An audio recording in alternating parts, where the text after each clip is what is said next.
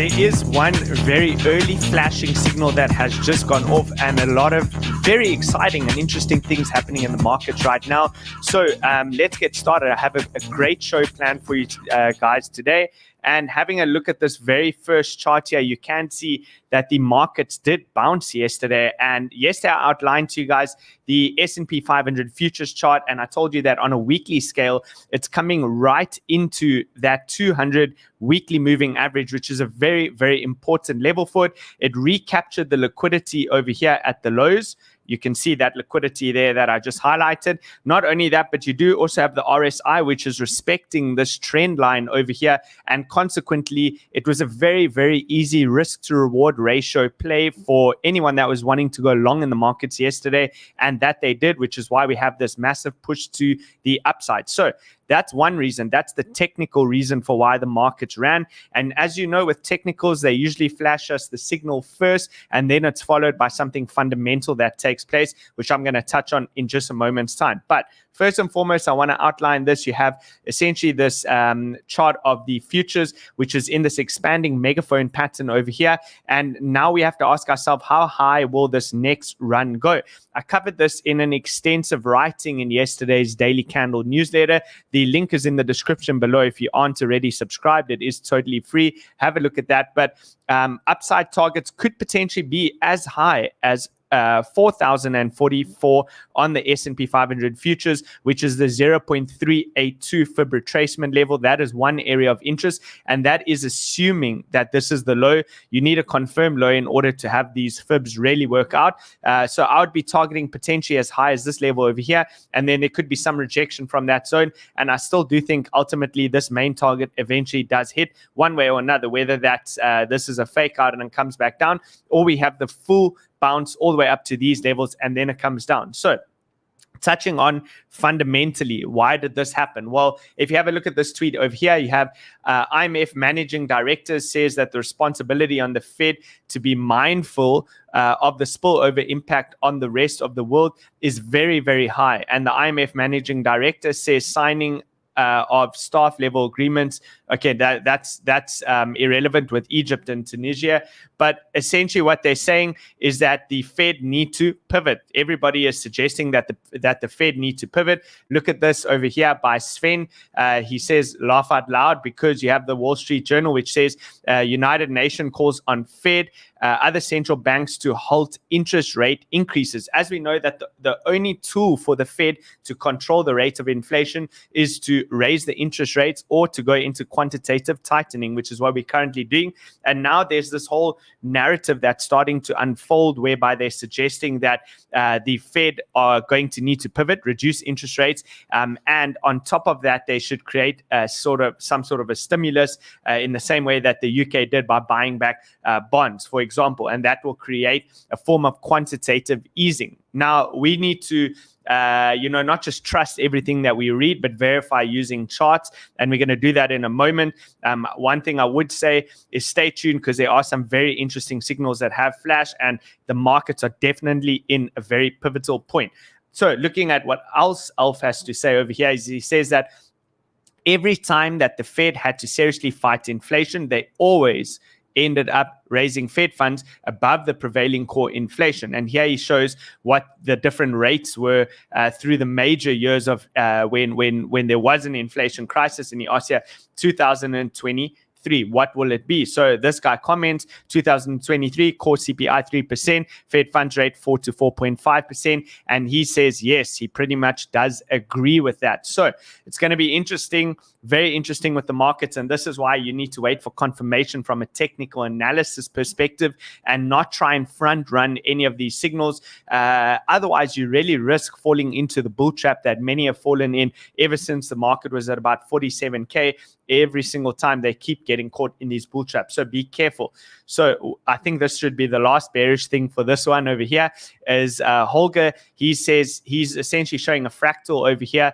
And he says in our weekly podcast, we argue about whether we will now see a year-end rally in markets, which is what everybody is saying. You know, quarter four is usually historically very bullish for markets, especially after you've had some of the worst months ever recorded within the history of markets. And then he says, or will history repeat itself and markets will collapse again in October as they once did in 2008? And then he says the chart of doom supports his bearish view. And you can see that fractal. This is the S&P 500 from 2006 to 2008. That is outlined in yellow. White is where we currently are, and the fractal is holding quite strong. Where I differ on this and where I kind of start to flip my bias is, of course, as soon as we start to establish an uptrend, if an uptrend gets established, I flip bullish. It's really as simple as that. I don't really care about fractals. I don't care about all these other metrics, on-chain metrics, which I'm actually going to touch on today. They help to create confluence and support my bias, but ultimately the trend rules all, and it should for you too, in my personal opinion. And what is that trend? On the Heikin-Ashi chart on the weekly, you can see, look, it's been a strong downtrend, a little bit of green, switch back to red, kind of going sideways over here. But overall, the Heikin-Ashi gauges the average move, the average of each candle. So therefore, although the normal weekly chart could start to flip green over here, it will take a little bit longer for this one to flip green, and likewise for this to flip red on the other side. It gives you a much more gradual perspective on the markets, and this is still red, but it has been slowing down and running sideways, so that is something of interest. And then, as mentioned, this is also a weekly chart, so you can see this one has already turned green, and I want to see how this is going to react within these zones over here. If the 255 orange moving average over here is going to serve as some form of resistance, that will be interesting, because that did do that in this zone over here. I can already tell you, just looking at this, is very easy risk to reward ratio on a short trade over here. If you were looking to go short, again, this is not to say that I definitely think the market's going to absolutely tank. This is purely from a risk to reward perspective. What you would be doing is using that as your entry point, looking for a push into that 255 moving average. And your stop loss is very simply just above that previous week's high. So if price were to go through that high, then you invalidate and you'd be targeting towards the lower Bollinger Band. This is for those of you who are looking for some sort of a swing short position. This would be what it looks like. Let me just move that back. So there you have it. I'll post this on the Discord group for you guys. Look at, I mean, that's like a 1 to 18. You're risking extremely little if price does manage to get up to that 20,300 level. So moving on, also one more thing to mention on this chart over here is I did tell you guys that when you get this type of a cross with important moving averages and exponential moving averages, oftentimes price will tend to gravitate towards that like a magnet, which means there is a potential for some sort of further upside move, which would take out this 255 MA. And then the next level, important level to clear for a long-term healthy picture within the crypto markets is to get above, back above that 200 moving average, which is currently coming in at $23,500. Basically, once you clear these highs, let's just say about $25,000 would make Bitcoin much more healthy in the long term, and you could say that this was all a massive accumulation phase. But unfortunately, we can't front run any of these ideas. You need to wait, be patient, and safe within the market. So interesting twist over here. You have Cassandra BC. So for those of you who may not know who this handle is, it's Michael Burry, the guy from The Big Short who shorted the entire housing market crash and made billions of dollars. And he says, I admit I'm feeling greedy. So he's basically insinuating that maybe potentially stocks are due for some sort of a mega bounce and potentially a bottom could be in. So very, very interesting over here. We'll keep an eye on this. You can actually track his, there is a Cassandra tweets that you can follow where it shows what his current position sizes are. Now, the other interesting thing, which is what most of the show is about, is here you have Dylan Leclerc, and he says that Bitcoin hash rate is going bonkers. It's up 42.7% year to date, and you can see the massive divergence over there. You have the orange, which is the hash rate, and then you have the price, which is obviously coming down. So hash rate diverging above the price, and you can see it over here. Now, there are a couple of important things to note when you look at something like this. Now, one thing is logically what you would say to yourself is that the reason why the hash rate is going up is because obviously the current cost of mining a Bitcoin is worthwhile economically. It's valuable enough for a miner to pursue mining Bitcoin with the current hash rate price or the reward that they're getting. Therefore, there's a big debate. Does price follow hash rate, or does hash rate follow price? So that's the interesting part. Now, what you can do is you can have a look at what the difficulty adjustments are going to be doing. And in just a couple of days, there is going to be a massive drop within the difficulty of the hash rate, which means that hash rate is probably going to come down.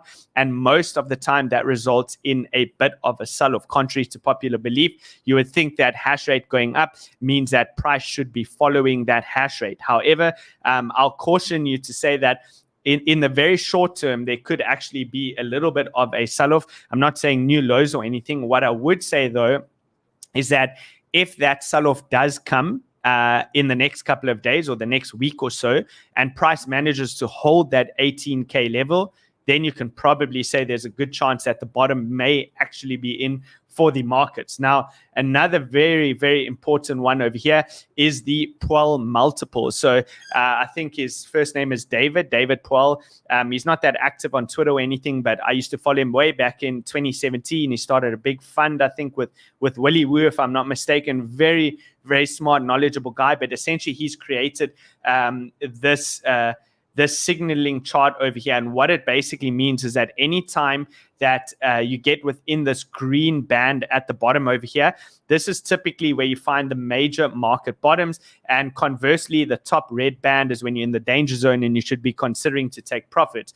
As you can see in 2021, we didn't even get into that red band. So will this time be similar, where we don't get deep into the green at the bottom to signal an ultimate capitulation of the market in the same way that we didn't get to the top for the top of the bull run? So some important things over here is that usually miners will capitulate. It gets to a point within the markets where miners capitulate and they have to sell. They are the primary sellers within the market. The rest of the market tend to be hodlers or traders.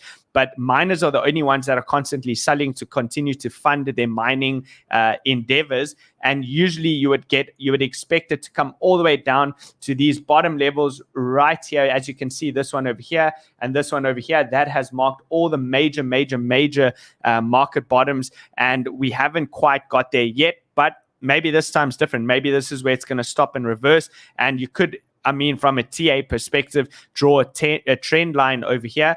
Not that anyone's trading this from a technical perspective, but what this would be telling you is that there is a shift in momentum, and hash rate momentum is kicking on back to the upside. So I'll keep an eye on this over the next couple of days.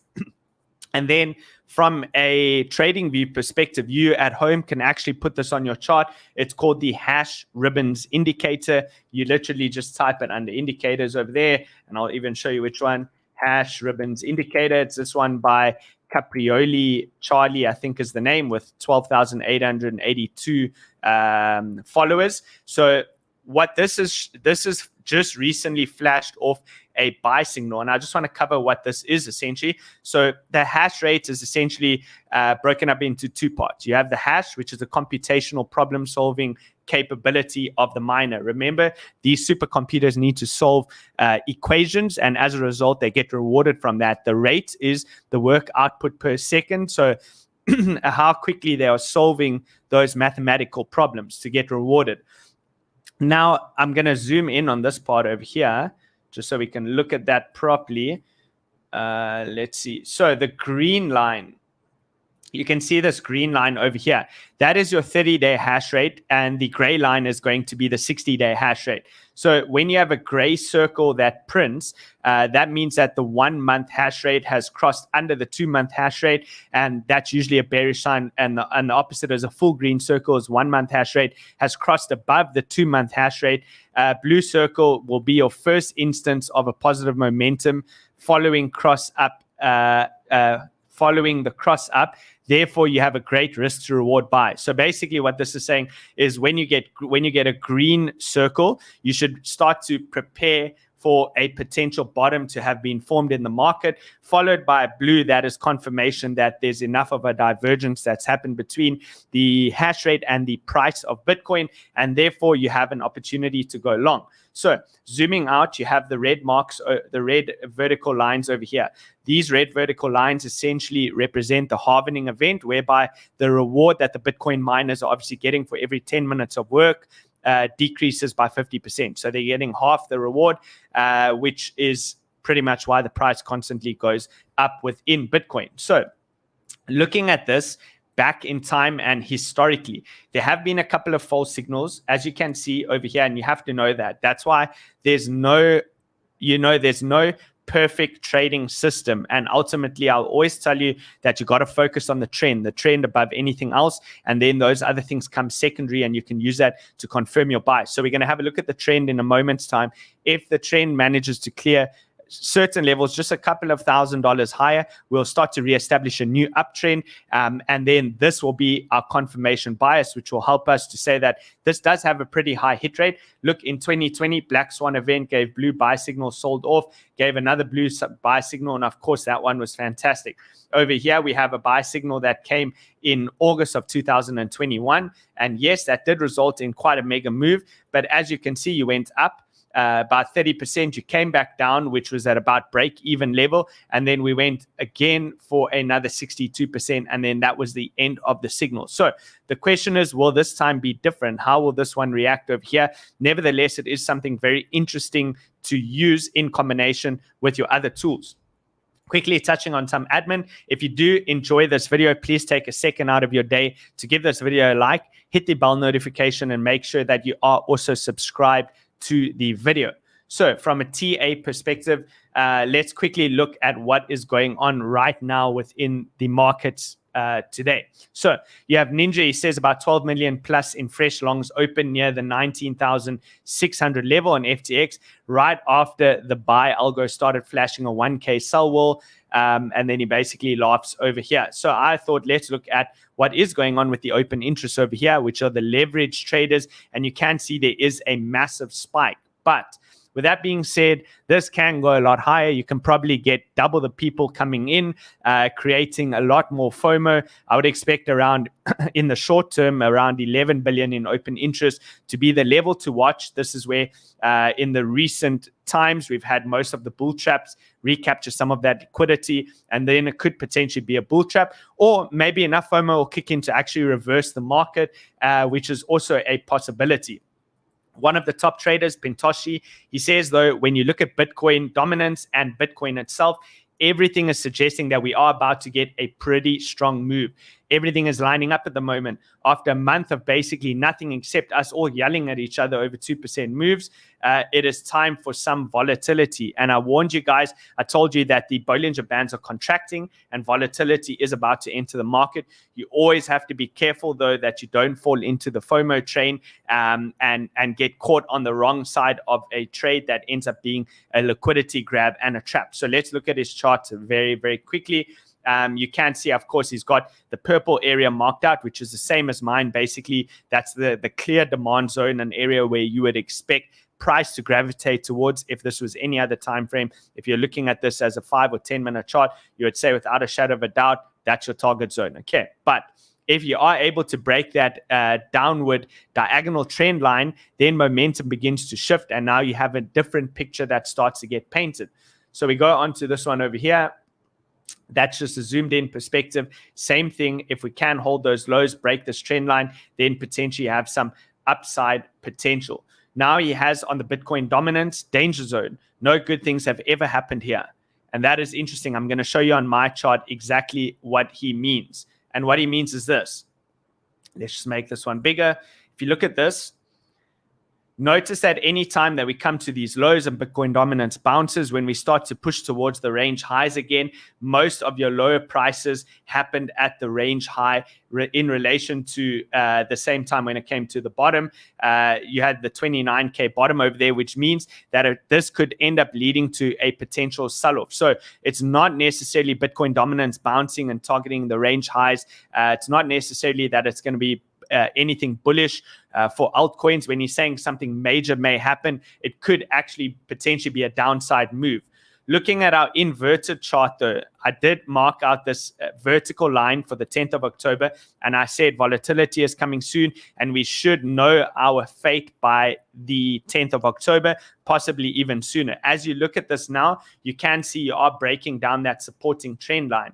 This is important to note because if we can start to close underneath this line over here, we'll make a new lower low, which is important. So you'll take out this higher low over here and we'll make a lower low, and that means that the whole trend is changing. But what's very, very important to note, even though it looks like it's already broken this down, there's still 2 days and 17 hours for this to close, which means you need to be patient for at least another 48 hours or so. Then once we have confirmation, because this could technically do this. This could be a bull trap, and then this could turn all the way back up, and you won't even see this part anymore. It will be completely gone, and then you're now at new lows. Look at that, 16K. So be cognizant of that. Be careful, a little bit more patience, and we'll know which direction to take within the markets, waiting for a proper uptrend. I also wanted to touch on this very, very quickly. Why is this happening? Another big reason is the 10-year yield. So have a look at that. Massive breakdown of that diagonal support zone over there. That's been engulfed. Let's put on a weekly chart. I told you I'd be waiting for a bearish engulfing candle. You've got it. Basically, you've taken out from the top down there. You've taken out this one as well. So not bad. Let's see how it reacts within this zone. But if this starts to come down, that could definitely change things, and you could get some major bullish momentum within the market. So keeping an eye on that. This is another important chart that we had. Yesterday, I outlined a potential to go long. You had long technically straight into that resistance, but this is a major downward channel on the 3-day chart. This is the right way around chart. And then I was looking to flip short. Nothing has changed. Still be paying attention once it gets to those levels to potentially flip short. But if you start to break above this zone like this is where everything changes. You clear that like that, come down, then here's your entry just above $20,000, and potentially the bottom is in, and then you can start to target higher prices. So very interesting time within the markets. Lower time frame on the daily, you can see we're coming straight into that diagonal, which has connected all the daily candles since all-time high. I'll zoom out to show you. So you got just a clean look over there from wick to wick to wick. And this should be the next one that we're coming into in just a moment's time. I see this is also quite interesting. I only noticed this now, but this RSI may meet resistance over there at 58.98 at the same time that we come into that diagonal region. So a lot of interesting things going on. 4-hour chart coming straight into the 200 EMA, exponential moving average. Stochastic RSI is at the top and looking to cross back down. This area is going to be resistance on Bitcoin between $20,400 and $21,000. So keep an eye on this level and how price reacts within that zone. Looking at this chart over here, this is also got the stochastic RSI on, but it's also got my other oscillator that I like, which is the Fisher distance from the EMA. This is trending up. I know on the daily, I think it's already coming down. Let's switch that. So it's already reaching over here. Anytime that this starts to get into the 3 to 4 region, usually you know that the move could be coming to an end. So according to this, still a little bit of upside. Diagonal resistance is at exactly, if it happened today, it's at exactly 20,866. So again, just below $21,000. You want to keep your eye on that level. That's the main diagonal resistance coming in on Bitcoin. Using this chart over here, yesterday on the 4-hour chart, we did outline that the BBWP, which is that Bollinger Band width percentile, is starting to lift off. So contracted, had the blueprints over there, started to lift off, and you have the RSI, which is going to the upside, signaling that there is still more on this move, more upside on this move. What you want to do is you want to wait for this to start to turn red. When it starts to turn red, consider taking profits. If that happens while simultaneously coming into that zone, again, just below 21,000, short. That's what I'm doing. At least you can do whatever you want. And guys, that's it. That brings us to the end. Quick touch on some admin. Remember, we do have the ByBit and Bitget trading competition, which is coming up very soon. I think registration will begin this week, and you'll probably have about 7 days to register for that. There are prizes that you can win. And if the market turns bullish, you know what's wonderful about the trading competition? You can literally just long any altcoin. Everything's going to go up. Very easy money, much easier than shorting for most people. So use the link below. If you don't already have a Bitget account, consider using mine. You lose absolutely nothing and helps me tremendously. And you do get sign-up bonuses by using my link as well. Same thing with the ByBit link, which is below over here. Thanks for watching, guys. I appreciate each and every single one of you. Please make sure that you hit the like, subscribe button. And until next time, I will see you all on tomorrow's video. And the rest of you, I'll see you all on Discord, because there is going to be a lot of action today. Cheers for now.